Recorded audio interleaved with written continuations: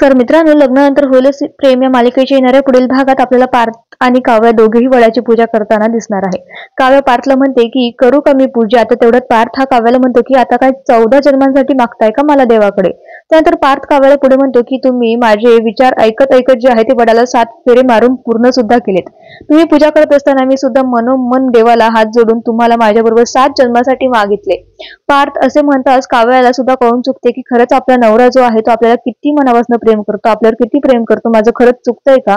मी जीवाचा विचार कायमचा विचार डोक्यातून काढून टाकायला पाहिजे. दुसरीकडे पाहायला मिळते की नंदिनीच्या व्रतामुळे जीवा हा शुद्धीवर आलेला असतो आणि मित्रांनो त्यामुळे मालिनी ही जी असते ती खूप खुश असते.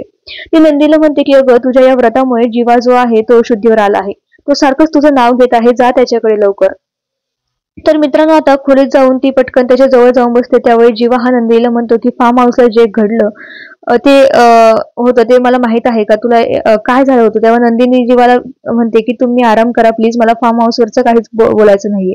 तर यामुळे मित्रांनो नंदिनी म्हणते की तुम्ही हे सगळं काव्यामुळे केलं होतं ना.